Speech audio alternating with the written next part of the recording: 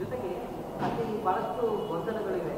ಒಂದು ಸಂಘ ಪರಿವಾರ ವರ್ಷದ ಸಂಘ ಪರಿವಾರದ ಫೈಟ್ ನಡೀತಾ ಇದೆ ಅಂತ ಕೆಲವರು ಹೇಳ್ತಾ ಇದ್ದಾರೆ, ಕೆಲವೊಬ್ಬರು ಅದನ್ನು ಷಡ್ಯಂತ್ರ ಅಂತ ಹೇಳ್ತಾ ಇದ್ದಾರೆ, ಇನ್ನೊಬ್ರು ಬೇರೆ ಬೇರೆ ರೀತಿಯಲ್ಲಿ ವ್ಯಾಖ್ಯಾನ ಮಾಡ್ತಾ ಇದ್ದಾರೆ.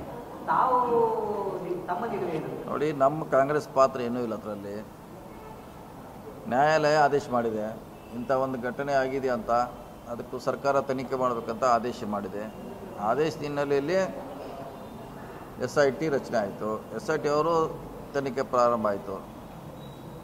ಸೊ ಇದರಲ್ಲಿ ಕಾಂಗ್ರೆಸ್ಸಿನ ಪಾತ್ರ ಜೀರೋ.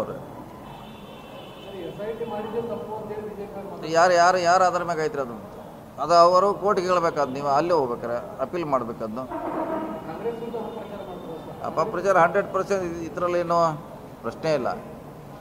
ಯಾಕೆ ನಾವು ಸೋಮೋಟೋ ಮಾಡಿದ್ದಲ್ಲ, ಅದು ನ್ಯಾಯಾಲಯ ಆದೇಶದ ಹಿನ್ನೆಲೆಯಲ್ಲಿ ನಾವು ತನಿಖೆ ಆದೇಶ ಮಾಡಿದ್ದೀವಿ. ನಮ್ಮ ಸ್ವಂತ ನಿರ್ಧಾರ ಅಲ್ಲ ಅದು.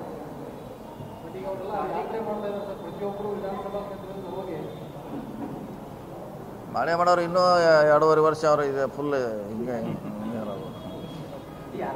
ಯಾತ್ರೆಗಳಾಗೋದು. ಮೊದಲೆಲ್ಲ ಗ್ಯಾರಂಟಿ ಬಗ್ಗೆ ಬೆಂಡ್ ಆಯ್ತರು, ಹೇಳಿದ್ರು, ಅದು ಯಾರೂ ಕೇಳೋದಿಲ್ಲ, ಅದನ್ನು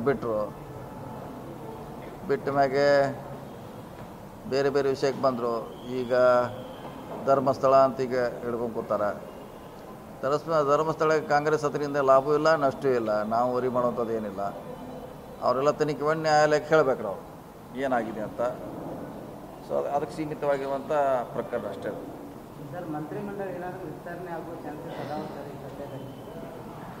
ಅದು ನಮ್ಮ ವ್ಯಾಪ್ತಿಗೆ ಬರೋಲ್ಲ ರೀ ಮಂತ್ರಿಮಂಡಲ ಮಾಡೋದು.